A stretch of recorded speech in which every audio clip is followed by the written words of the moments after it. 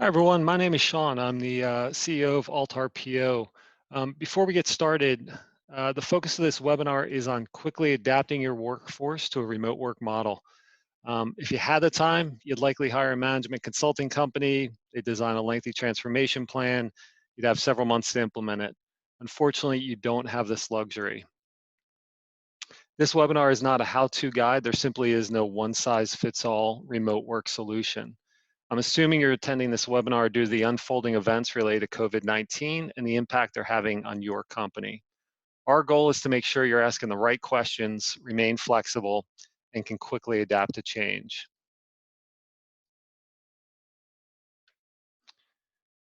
So with that, we'll go ahead and get started. So again, my name is Sean. I'm the CEO of altRPO.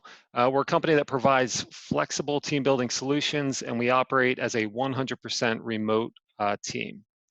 Prior to running altRPO, I founded various startups that were focused on providing human performance and team building services. And prior to being a founder and leading altRPO, I was a Navy SEAL. And I mention this because I've operated on remote teams in some of the world's harshest environments. I know what it takes to quickly adapt to ever-changing situations, and COVID-19 has ultimately thrust all of you into exactly that, a constantly changing environment.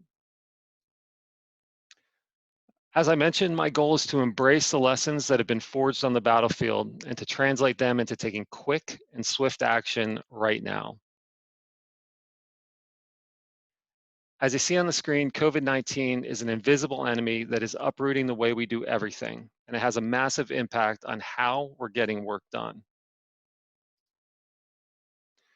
Our mission as a group is to help you quickly transform your workforce to a remote work model. We're faced with extreme uncertainty, it's evolving daily, and we don't have the luxury of time. You'll hear me say this multiple times throughout this webinar. You must take swift action now.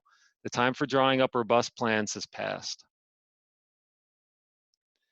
So if our mission is to quickly transform your workforce, then let's first paint what mission success looks like.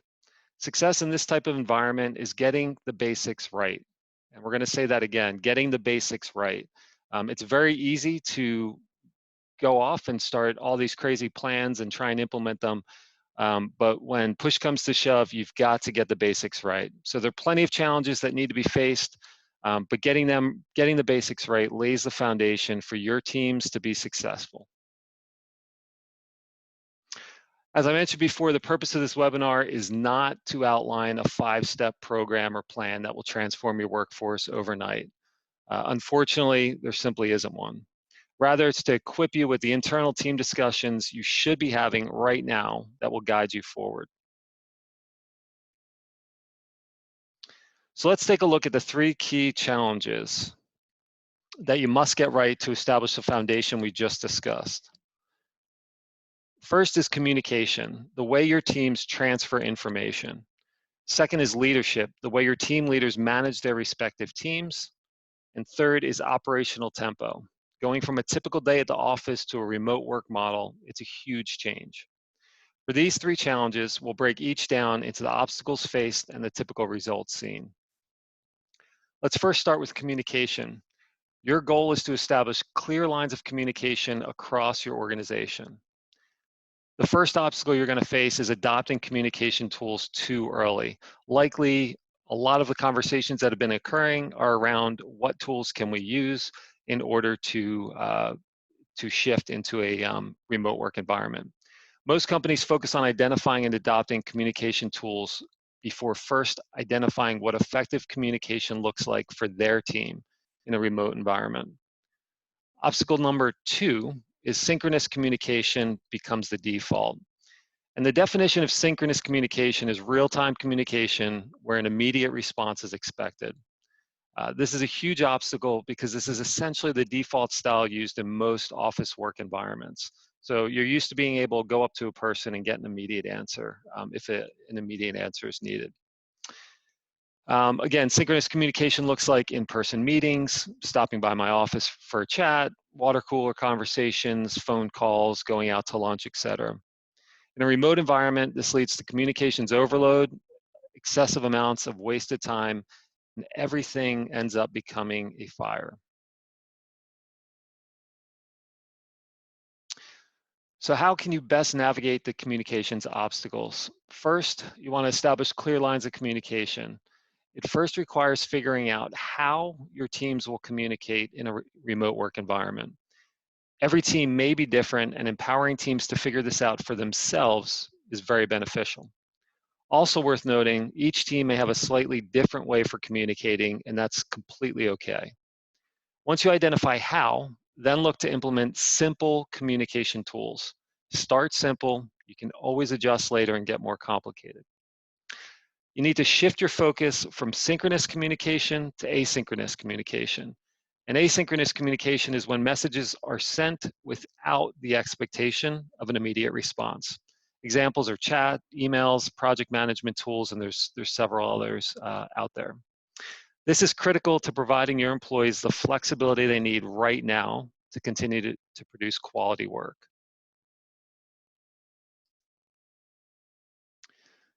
Next, let's talk about the leadership challenge. It's easy to overlook the need for increased engagement by your team leaders in a remote environment. The first obstacle you're faced is centralized decision-making. A top-down leadership model does not work well in distributed teams.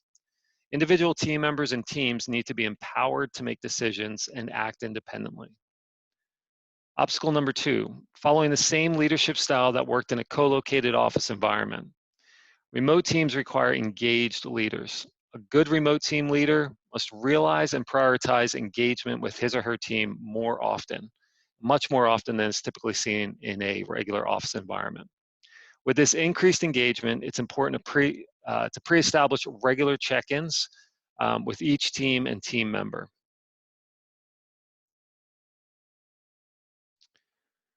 So let's talk about navigating the leadership obstacles. So the first thing is paint what done looks like. And we say paint what done looks like to basically say, what is the result that you're looking for? It has to be clear, and then it can be pushed down to the team and the team can run with it. We recommend daily stand-ups, basically short, small video meetings, maximum 15 minutes in duration, ideally. You would want to make sure that everyone's video is on so that they're communicating face-to-face, even in a remote environment. And basically, you would go around your team, and each teammate would answer 3 questions or 3 statements, make 3 statements. What I worked on yesterday, what I'm working on today, and what's preventing me from accomplishing my work.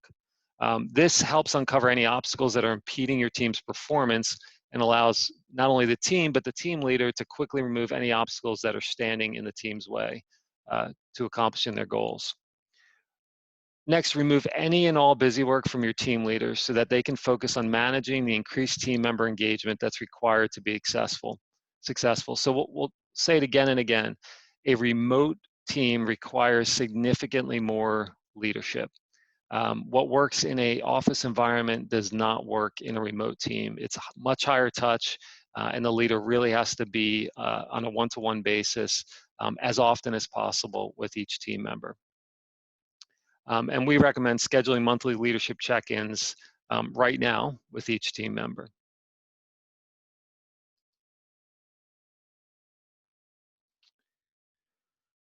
All right, finally, our last challenge, operational tempo. This is simply how your teams get work done on a daily basis. And spoiler alert, what worked in the office, it doesn't work in a remote environment. So obstacle number 1, controlling micro objectives. This is the definition of centralized decision-making, and it doesn't work for remote teams. Company leadership needs to focus on the macro objectives and let the individual teams deliver on the micro objectives. Obstacle number 2, maintaining a fixed schedule in a remote work model will place you on the fast track to failure. Shift focus from hours worked to work completed. This has a dual benefit of building trust with your employees and empowering them to be productive. And let's face it, this isn't even a traditional remote work environment that your employees are stepping into. They're facing several other challenges that simply didn't exist prior to the outbreak of COVID-19.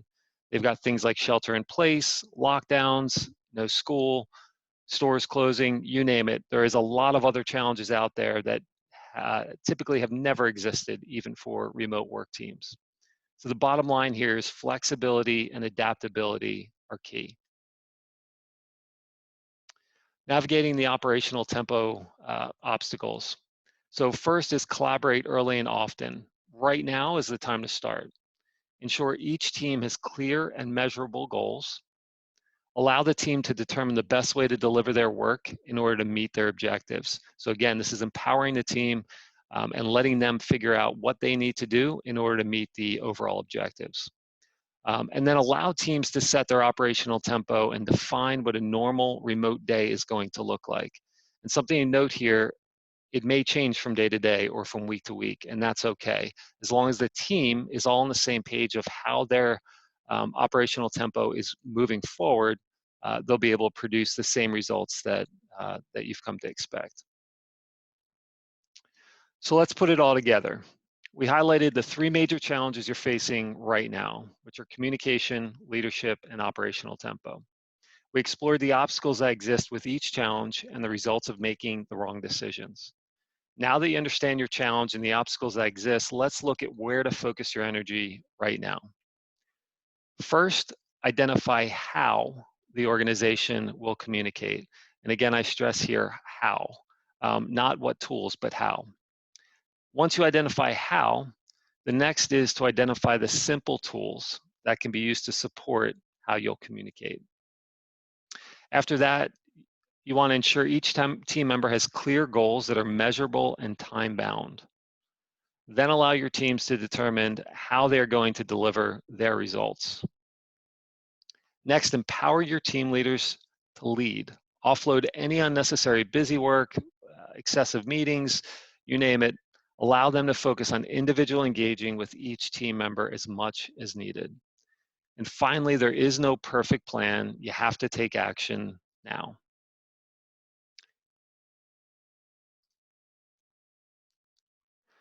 So with this, we've put together just a very simple framework that goes through everything that we've discussed.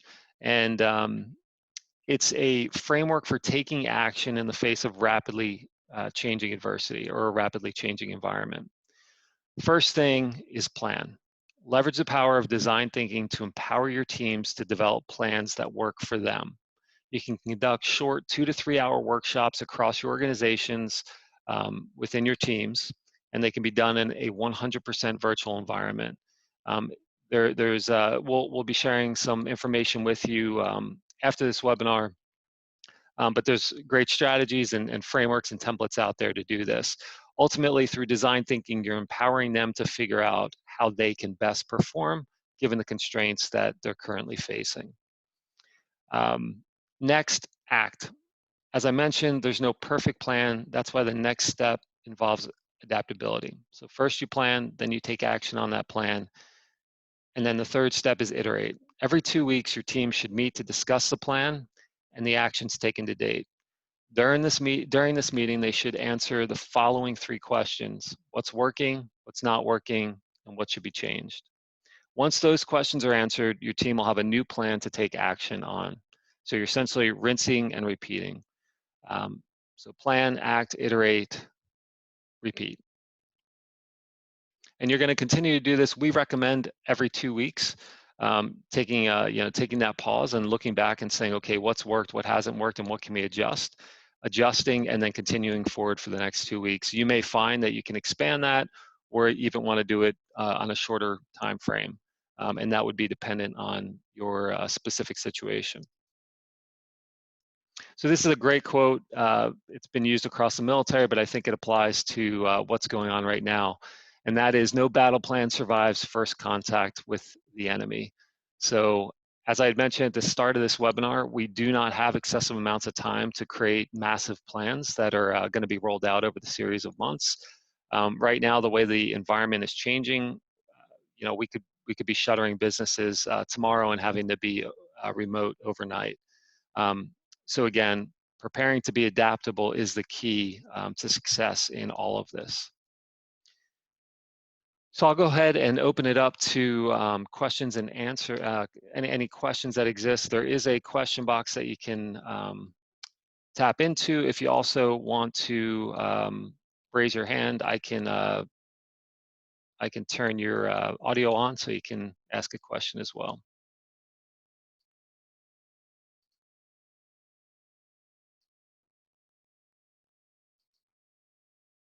All right, so Julie, you had raised your hand.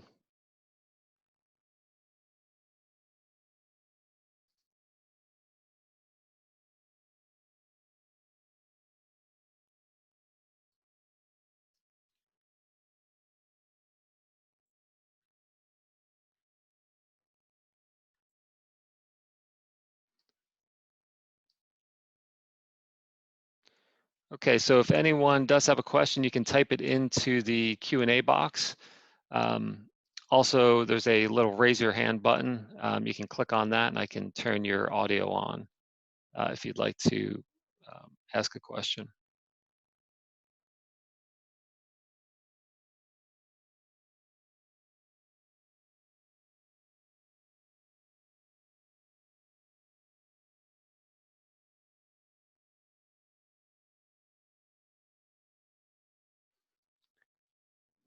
All right, so it looks like we have a question on, um, is the approach we're talking about different for large or small companies? Um, if we have over 500 people, is there a difference how you go about working with a company with, say, 25 people? Um, there is, but at the bottom line is the same framework can be utilized.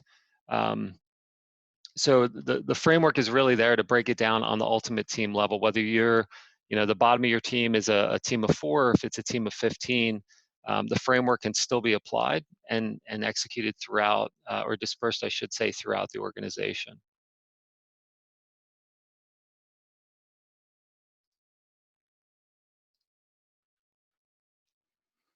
All right. Someone asked, will the presentation be available after the session? Yes, we will be sending out more information, and we're happy to answer any questions you may have.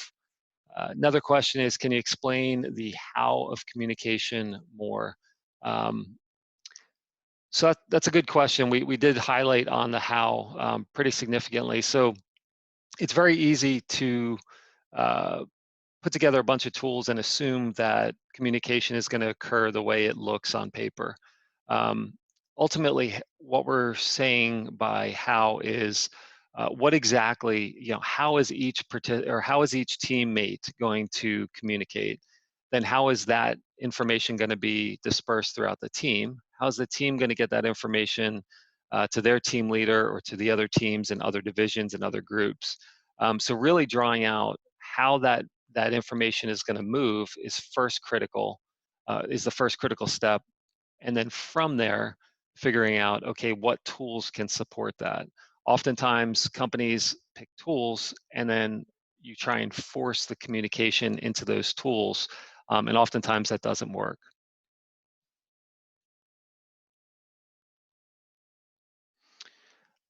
So there's another question, do we recommend any specific tools, or does it depend on the company and the needs? So every company is different. Some companies already have tools that can be utilized in a remote work scenario. For those that don't, there's many amazing software platforms out there for communications, for project management, for collaboration. We will recommend a couple in the information that we send out. Um, but again, I don't want to stress the tools, right? It's first identifying the how and then shifting into getting those tools set up.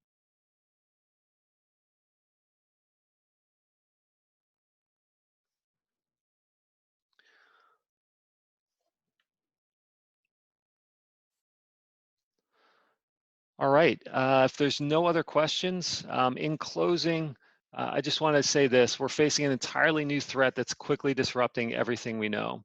The companies who can adapt and adapt quickly will not only survive, but they'll thrive in this environment. After the webinar, you'll receive some additional information that will provide reference to many of the items we discussed today. If you are interested in learning more about how our team of professional virtual facilitators can assist your transformation, please send me an email direct or reply to any of the response that comes out. Thanks for attending the event, and as events continue to unfold, especially related to the impacts of COVID-19. We'll be hosting several other webinars, and we'll continue to dive deeper into how best to transform to a remote work environment. So thanks again. Remember, wash your hands and please stay vigilant. Have a safe day.